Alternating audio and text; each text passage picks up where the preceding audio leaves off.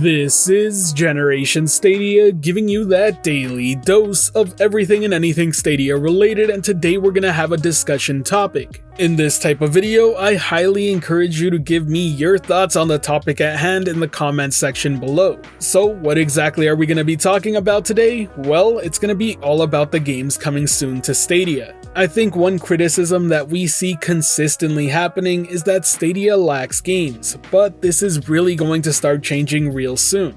We're entering a phase where a lot bigger third-party publishers are going to start putting games on Stadia. Now, I do want to note I'll be leaving out some indie games, but believe me, there are quite a few launching in between all these releases as well. The reason for this is that I really want to highlight the bigger budget titles coming to Stadia that aren't ports of older games. In the month of August alone, we should have Baldur's Gate 3 Early Access, Serious Sam 4, and the PGA Tour 2K21. Come September, it's Marvel's Avengers, NBA 2K21, and WWE 2K Battlegrounds. For October, you have Watch Dogs Legion, and November, Assassin's Creed Valhalla. And then on top of that, we have multiple titles that have yet to confirm a specific month launch date. For those, we're talking Cyberpunk 2077, Outcasters, and Super Bomberman are online.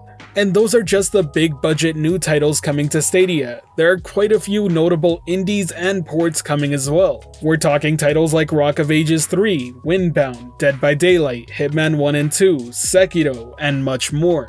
And that's all without even going into next year and not talking about games that have a to be determined launch date. The fact is that these next few months are gonna be some of the best we've had on Stadia so far, and better than anything we've had the last 8. And that's something I really want to highlight in this video. I think I speak for myself and many Stadia users out there that we've been waiting for Google to really pick up steam with the platform. And so far, this looks like it's just that, but I do hope they continue this momentum going onward. And there's a good sign that this may just be the case. Some big games coming to Stadia in 2021 are Hitman 3, Far Cry 6, Chorus, Dirt 5, Gods and Monsters, and Outriders. Oh, and before I forget, yes, I did not mention FIFA, Madden, or Star Wars Jedi Fallen Order earlier simply because they're still to be determined on launch date. But I know for a fact that those are 3 really big games for many of you out there as well. As you can see, the Stadia library isn't just going to be growing more substantially, but it's also going to become more up to date as well. And this is the biggest issue that Google has had so far, trying to make Stadia look like a relevant platform. Because at the end of the day, content is king, and I think many of us have come to realize that. In my mind and many of yours out there, Google Stadia's tech is leagues above its competitors and easily best in class. To this day, it's still the only cloud streaming platform that supports both 4K and HDR.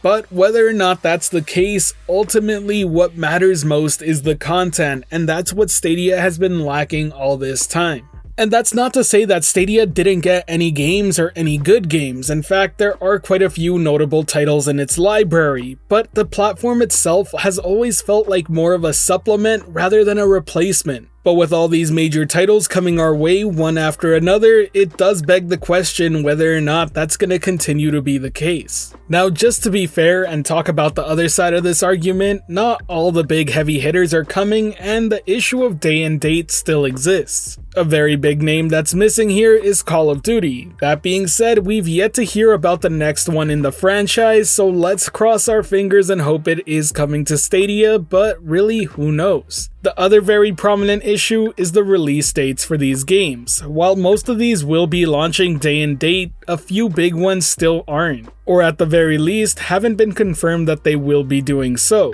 I'm talking about FIFA 21 and Cyberpunk 2077. Colossal names here. In the grand scheme of things, outside of just Stadia, both of these titles are absolutely massive this year. And while we will be getting them, and that's confirmed, we don't know when we'll be getting them and how long we'll have to wait. The fact that there are people out there with the choice on where to get a game makes it very much a matter of convenience, and I wouldn't blame anyone for picking it up on a competing console simply because the Stadia version isn't out. In my case, I'll be picking up Cyberpunk twice, once on PC and once on Stadia. Simply put, I've been waiting a long time for this game, and I don't want to wait any longer than I have to. And I can promise you that if it were to launch on Stadia day and date, I would only be buying one copy of the game. And I know for a fact that I'm not the only one doing this either. Many others in the community have already told me the same.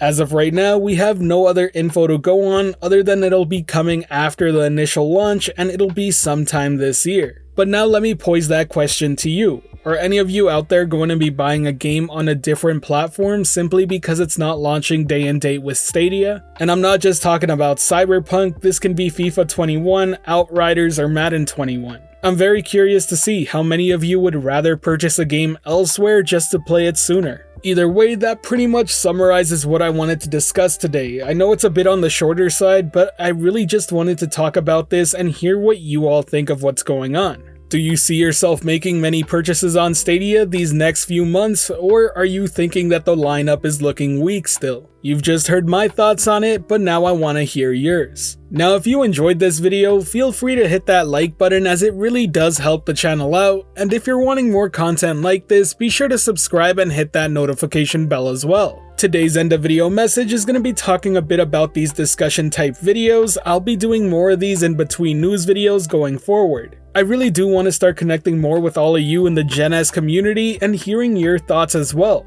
While I know that I don't reply to every single comment, believe me, I do read them and I want to start highlighting some thoughts shared within the community. So if you do choose to participate, don't be too surprised if you start seeing your comments come up in the middle of my videos. I really do want to encourage more discussion. Simply put, I think it's important for us to share our minds on the platform. And please don't forget this, all opinions are valid whether you agree with them or not. It is a personal opinion and that's the point of it. It wouldn't be a healthy discussion if it was all pivoted toward one side. So be sure to keep that in mind if you're ever replying to others' comments because it is important to remember. As always, thank you for watching. This has been Generation Stadia, giving you that daily dose of everything and anything Stadia related. The Gen S community is over 4,700 strong and growing by the day, and until next time, I'll catch you in the clouds.